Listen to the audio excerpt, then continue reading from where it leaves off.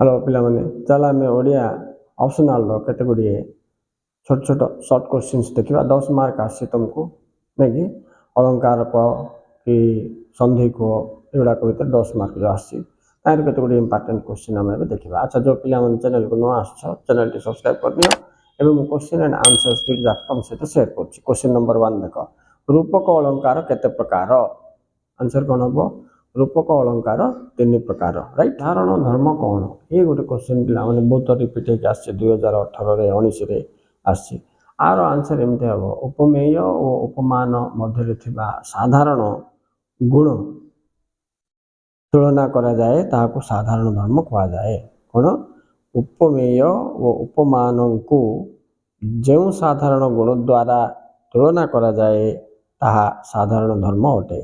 Next पिला श्लेष अलंकार कहले कौन बुझ यहाँ गोटे व्यस्तर आस पिला कौन सी शब्द थरे मात्र व्यवहृत हो भिन्न भिन्न अर्थ प्रकाश कले यह श्लेष अलंकार कह जाए।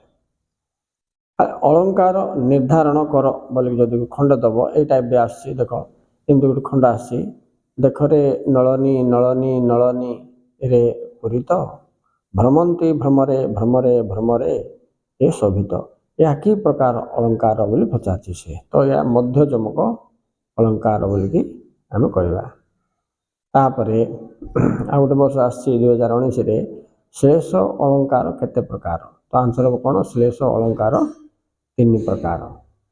नेक्स्ट आ गोटे क्वेश्चन देख जो शब्द उपमेय और उपमान मध्य साधारण धर्म को संयुक्त करे ताकू कौन कह जाए कह जाए उपमा वाचक शब्द यहाँ 2020 आस ठीक से ये गोटे देख बाबू नाक श्री यज्ञ जशाकू विहर कानन कर आलिंगन को ये जो खंड पकई इठी कि प्रकार अलंकार अच्छे 2020 आसी भंगा भंग श्लेष अलंकार बोली कहे।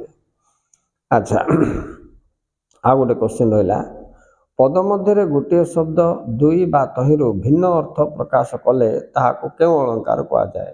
गत वर्ष आसला 2023 पद मध्य गोटे शब्द दुई किंबा दुई थर बा तहिंरु भिन्न अर्थ जो प्रकाश हो दुई थर आसिक तेज ताको आम श्लेष अलंकार बोलिकी कही था ठीक अच्छे।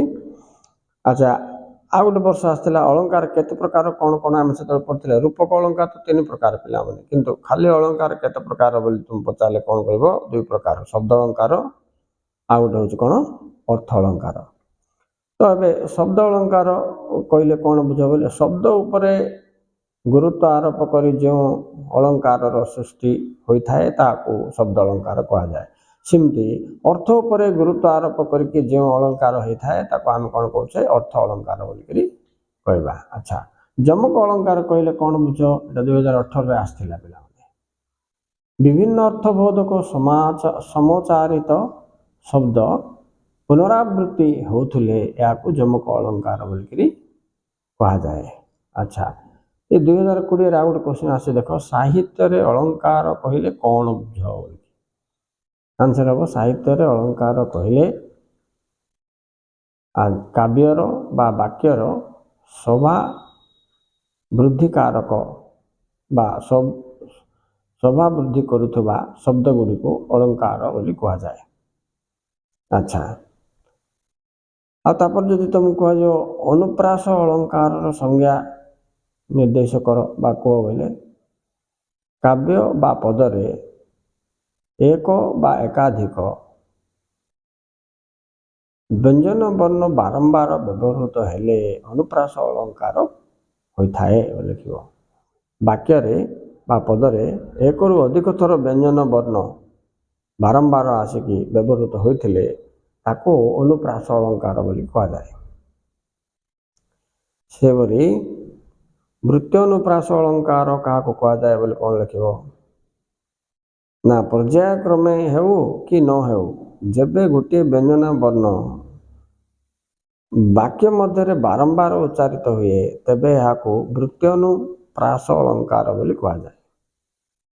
बुझिपार या अनुप्रास केते प्रकार कौन कौन से हिसाब से सब अच्छी विभिन्न प्रकार अनुप्रास अच्छी ना छेका अनुप्रास वृत्तानुप्रास सूत्रानुप्रास लटानुप्रास तीनटा अलंकार जाक अच्छी तो ये सब जाक तुम कौन कर 1-2 मार्क जो क्वेश्चन आसटा प्रिपेयर कले निश्चित भाव तुमको भल मार्क रहा। स्टूडेंट्स तो ये अलंकार विषय केते गुड़े बिट क्वेश्चन जोटा विगत वर्ष गुड़िक आसला 18, 19, 20 3 वर्ष